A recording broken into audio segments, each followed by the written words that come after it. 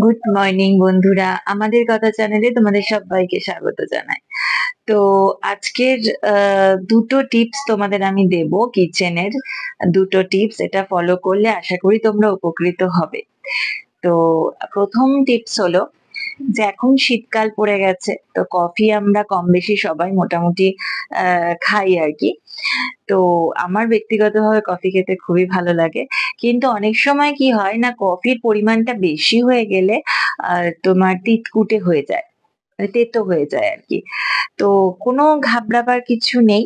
যদি এরকম দেখো যে খুব তিতকুটে হয়ে গেছে, তখন ১ চিমটে নুন ওর মধ্যে দিয়ে দেবে। ১ চিমটে দিয়ে ভালো করে নাড়িয়ে নেবে চামচ দিয়ে।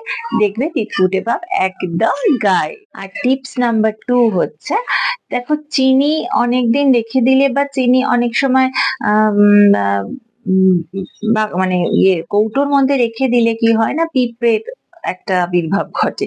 পিঁপড়ে হয়। তো তখন ওই পিঁপড়ে বেছে, বেছে চিনি তরকারিতে দিতে ভীষণ বিরক্ত লাগে। তো এর থেকে বাঁচবার উপায় আছে।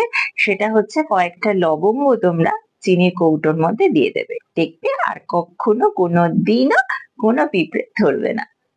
তো দেখো এই দুটো টিপস তোমরা ফলো করে যদি উপকৃত হও আমাকে কমেন্ট বক্সে অবশ্যই জানাবে। তো আবার পরের দিন আসবো নতুন কোনো টিপস নিয়ে, নতুন কোনো ভিডিও নিয়ে। ততক্ষণের জন্য ভালো থেকো, সুস্থ থেকো। টাটা।